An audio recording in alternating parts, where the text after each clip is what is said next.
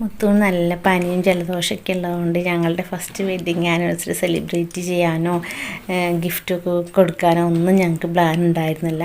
അതുകൊണ്ട് തന്നെ as usual മുത്തു രാവിലെ വർക്കിന് പോയിട്ടുണ്ടായിരുന്നു. മോന് വർക്കിന് പോകണം. അന്ന് രാവിലെ പോകുമ്പോൾ എൻ്റെ അടുത്ത് ചോദിക്കുക, കൊച്ചുപ്പാക്ക് എന്തെങ്കിലും സർപ്രൈസ് കൊടുക്കണ്ടേന്ന് നിങ്ങളുടെ വെഡ്ഡിങ് ആനിവേഴ്സറി അല്ലേ? ഞാൻ പറഞ്ഞു, ഇങ്ങനെ പോയി വാങ്ങാനും നമുക്ക് പറ്റില്ലല്ലോ, ഉണ്ണിയായിട്ട് ബസ്സിൽ പോകാനും ബുദ്ധിമുട്ടാണ്.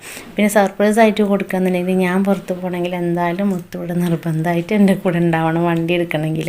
അപ്പോൾ പിന്നെ സർപ്രൈസ് ആവില്ലല്ലോ. അപ്പോൾ അത് വേണ്ട എന്ന് പറഞ്ഞു. അപ്പോൾ അവൻ പറഞ്ഞു, ഞാനിന്ന് എന്തായാലും വർക്കിന് പോകുന്നില്ല, നമുക്കിന്ന് എന്തെങ്കിലും സെറ്റ് ചെയ്ത് കൊടുക്കാമെന്ന് പറഞ്ഞിട്ട് മോനും മോളും കൂടിയിട്ടാട്ടോ ഇവിടെ അടുത്തുള്ള പെരുമ്പിലാവ് പോയി അവർ സാധനങ്ങളൊക്കെ വാങ്ങിച്ച് കൊണ്ടുവന്നിട്ടുണ്ടായിരുന്നു.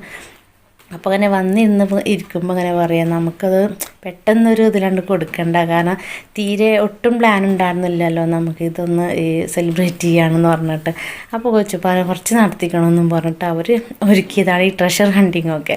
പാവം നല്ല ജലദോഷം പനിയൊക്കെ ഉണ്ടായിരുന്നു, നല്ല ക്ഷീണമൊക്കെ ഉണ്ട് വർക്കിനും പോയിട്ട്. എങ്കിലും അതിൽ മാക്സിമം മുത്തും കൂടി എൻജോയ് ചെയ്തിട്ടോ. കാരണം നമുക്ക് ഈ ലൈഫിൽ കിട്ടുന്ന ഇങ്ങനെയുള്ള ഓരോ നിമിഷങ്ങളൊക്കെ എന്ന് പറയണത് അതൊക്കെ ഭയങ്കരമായിട്ട് നമ്മൾ ആസ്വദിക്കണം.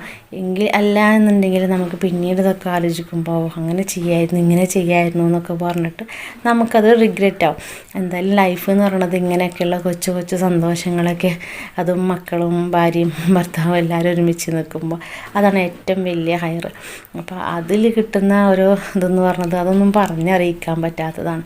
അപ്പോൾ അതുകൊണ്ട് തന്നെ മുത്തു അതിൽ നന്നായിട്ട് എൻജോയ് ചെയ്തിട്ടുണ്ടായിരുന്നു, മാഷാ അല്ലാഹ്.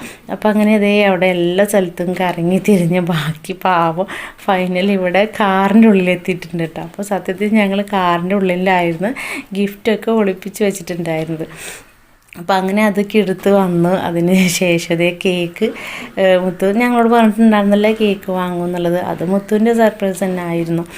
അങ്ങനെ ഞങ്ങളിതാ കേക്കൊക്കെ കട്ട് ചെയ്തു അങ്ങോട്ടും ഇങ്ങോട്ടൊക്കെ എല്ലാവർക്കും കൊടുത്തു. ഉള്ളത് കൊണ്ട് തന്നെ ഹാപ്പി ആയിട്ടിരുന്നു കേട്ടോ.